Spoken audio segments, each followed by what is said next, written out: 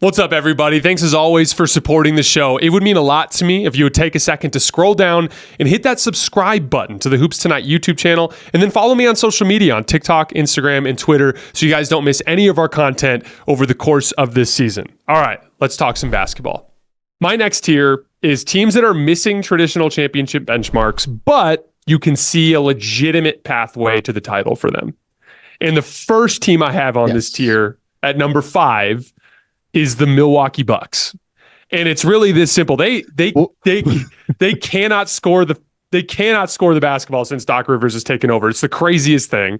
Dame Lillard is shot. Yeah, I was going to say, is there missing traditional championship benchmarks, like having Doc Rivers as their basketball coach?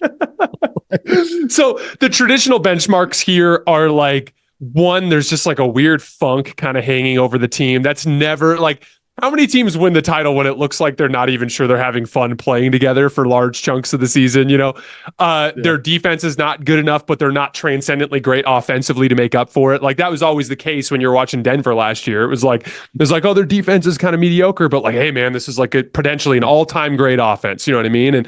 And so that's kind of the way I look at like that. Them missing the benchmark is like, they don't have good defensive personnel. They're not a good defensive team, and they don't have an elite unit that you look at as like the driving force behind their championship kind of odds. But to put it simply, most of this team construct is based on Dame being a superstar offensive player, and he just hasn't been. And so that's where you like see the legitimate pathway is like, what if Dame and Giannis and them all just kind of figure it out on offense? And then they're able to get enough stops through a funneling scheme that just tries to send everybody in towards their size. So before we go any further, where do you have the Bucks in this tier? Do you have them at the top of your tier? Do you have them lower? Where are the Bucks for you? Yeah, I had Milwaukee at 4. Okay. I had Milwaukee at 4. I think that they are the team that I probably trust most outside of that. Well, trust is the wrong word. They're the team whose talent level I believe in most outside of that top group of teams that we talked about. If you look at it since January 15th, they're 12th in defense. Like the defense, you know, I know it's not been great vibes wise since Doc got there, but like the defense has gotten better from the catastrophic levels it was at early in the season, particularly. Offensively, I really think that there is a shot they just figure this thing out. Like truly at the end of the day, they have a top 5 offense in the league. The Giannis, Damian Lillard combination is more offensive star power than, I don't know, how many teams can match that at the end of the day. It is precious few. I would say Denver can match it. I would say the Clippers can match it. I don't know. Like, I think that they probably enter the series against Boston with a better top 2 than what Boston has. They absolutely do. I trust.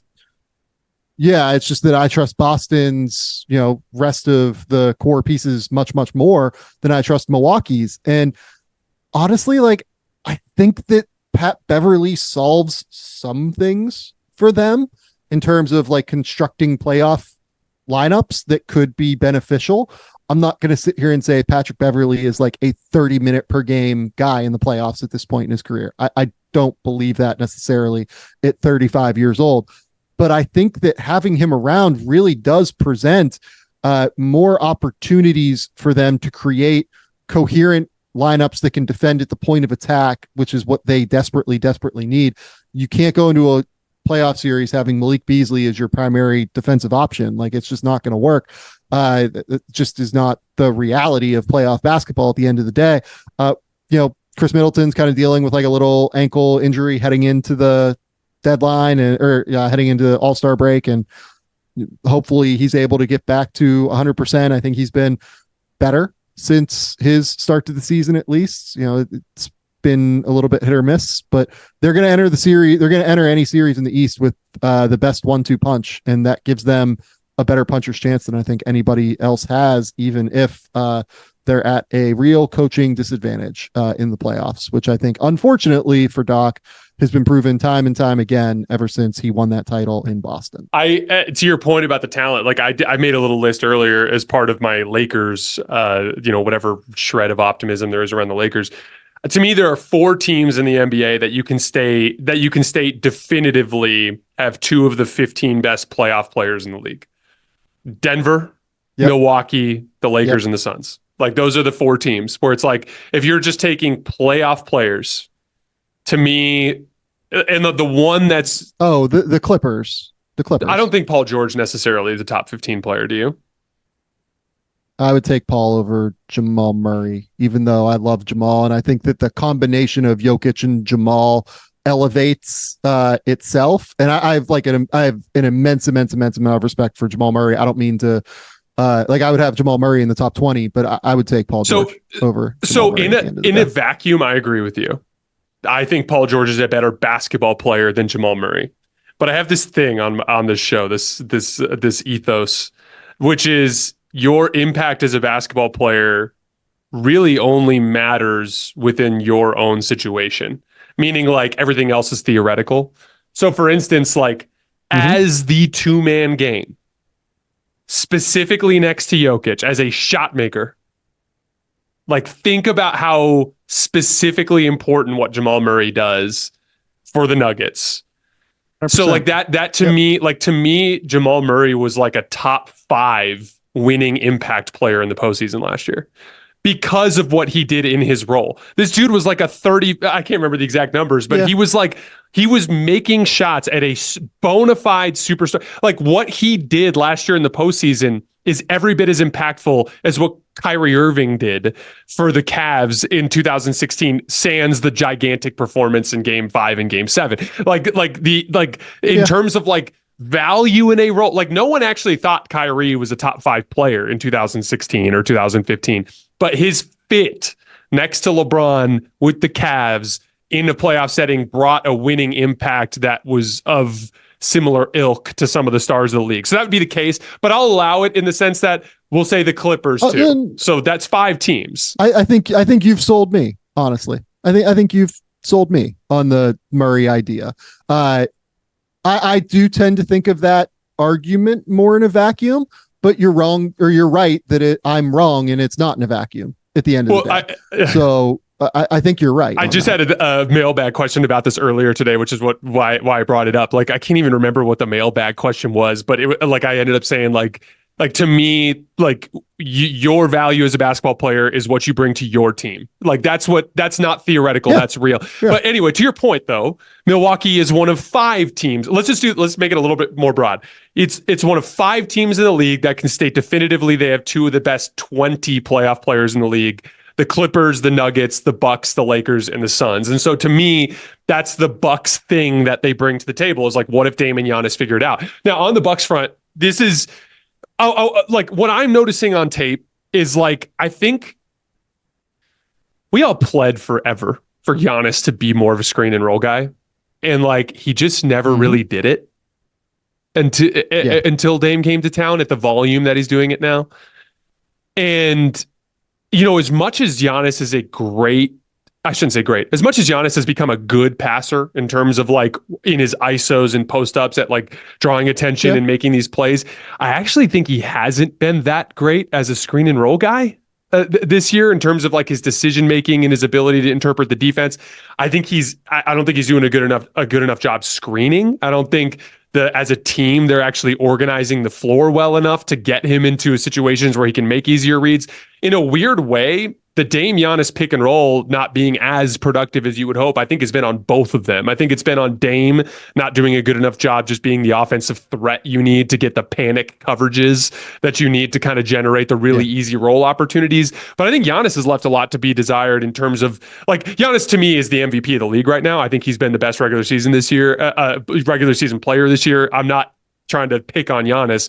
I think it's just he's in as much of a new role here as Dame is. And for Dame, it's just the geometry of the offense is very different compared to what he had in Portland. But like, to me, Giannis hasn't really, that whole synergy just hasn't really taken shape yet. And to your point, what if it does? Because like, if it does, that's where it could like really, really take off. I personally, I like their configurations better when they clear the side or empty corner for their ball screens. I feel like it just gets Giannis better, like easier opportunities to quickly read. I think that's the difference. Like in his ISOs and post-ups, he's really focused on the floor. Whereas in the ball screens, he kind of has to like go from setting a screen to like quickly interpreting the floor and what's happening right in front of him. And I think it's just a little bit more of a hesitation there, which has caused some issues. But I'm wondering what you've noticed watching the Bucks this year that you think's holding them back offensively. Well, and I think that, to your point, the empty side actions, it feels like have taken, I don't want to say taken the league by storm. Obviously teams have used empty side actions for years, but I would be fascinated to see numbers to see if it feels like teams are using empty side actions far more. And the idea behind empty side actions is that you have to pre-rotate, basically. You have to bring over the tagger for somebody like Giannis, for somebody like Joel Embiid. The Maxi Embiid one has, stood out in my mind all year. They use it a ton in Philadelphia to be able to get Joel into open space. You have to pre-rotate, and because you have to pre-rotate and you essentially have to play 3-on-2 defensively, it, I think, creates an easier avenue to be able to read the court for players like Joel Embiid, Giannis Antetokounmpo, that can be a little bit turnover prone, right? Like can struggle a little bit with passing and playmaking at the end of the day. I think that you're 100% right in terms of why their struggles have been. Giannis and Dame together still do not have that synergy in ball screens. I think that it's Giannis's screening to an extent, and I think it's Giannis's ability to read the floor as well. It's just not a situation that he's been comfortable with throughout the course of his career to this point, because he hasn't had that elite gravitational force as a pull-up player previously. He's still adjusting to this new reality that he currently lives in. It took Joel Embiid and James Harden like probably half a year to be able to figure that out together. I'm not surprised that it's taken Giannis and Damian Lillard, like, hopefully half of a year to figure it out. They need to spend like these last 28 games that they have, 27 games, whatever they have left, figuring that out. Mm-hmm. That is their critical thing. I don't think they win the title unless they have that elite attack figured out, because for as much as I think Chris Middleton's been a little bit better over the course of the second half of the, first half of the season, it's Chris has not been good enough as a second side option to where you can consistently truly rely on him yet. Brook Lopez has been everything that he normally is. I think he's been tasked with different defensive assignments that have made him a bit less functional under Adrian Griffin. But for instance, them playing a bit more aggressive in ball screens, especially early in the season, was bonkers to me, given that you have Brook Lopez on your team. But I think Doc will play to their strengths a little bit better, at least. They're going to have to get something out of the Malik Beasley. Jay Crowder has been like somewhat serviceable this year. I kind of thought there was a chance he was cooked, but he hasn't been totally cooked in the way that like Pat Connaughton, for instance, has been. They need Pat Connaughton to be able to give them something, in my opinion. And then they need to figure out if they can rely on Andre Jackson and Marjon Beauchamp in some way. My guess is that it'd have to be Andre Jackson to be able to provide like real point of attack defense beyond Patrick Beverley. They need two of those guys. I think one of them can be Pat Bev. It needs to probably be Andre Jackson to be able to give them like 10, 15 minutes a game in the playoffs that they can at least use to tire out opposing ball handlers. Yeah, the Patrick Beverley acquisition I actually liked. I think the way you mentioned it is perfect. Like, he can't be a 30-minute per game guy, not even just because of like his own, gas tank, so to speak, but also I think you kind of have to keep Malik Beasley in the starting lineup for his confidence. Like, I almost think you have to like start Malik Beasley because he has been shooting the shit out of the basketball. You kind of have to start him and kind of like feed into his confidence, and then basically lean into Pat, for specific stretches of the game, and maybe even play him more minutes, like almost like a 25-minute per game type of guy. But in general, I Jason, what is their closing lineup? That's what I'm struggling with them right now. I'm closing with Pat. I think Pat is good against guards. I just think he gets into trouble when you put him against bigger players. I think he has a reputation as being a guy who can guard bigger players, but I don't think it actually matches up with reality. Okay, question 2. What are you closing against Boston with? Because they're going to like just absolutely spam like pick and pops or trailer threes with Kristaps, I would guess. So I actually don't know if you can totally trust Brook to close those situations. It's funny. Before the season, I had the Bucks above the Celtics on my contenders list, and then like it flipped after like 15 games, and I've never looked back. I think the Celtics would beat the Bucks pretty handily if they played them. I do too. I don't know what their option is. I guess is my thing. That's what worries me. I don't like. It's probably Dame, Giannis, Middleton. Honestly, is it Crowder, Pat Bev? And then you just do some more switching? You try and switch like everything, but then you have Dame, who has not been very good defensively so far this season. Structurally, their lineups are hard. Like, do you try and switch with Brook? Maybe like that feels like a bad idea, to be clear. I think it's choosing between bad ideas in terms of what their like closing lineups against Boston could look like. They're in a really intriguing, difficult spot. I think I would switch against Boston. My thing with Boston, I think if you switch and you dig down into driving lanes, I think you can get them to settle.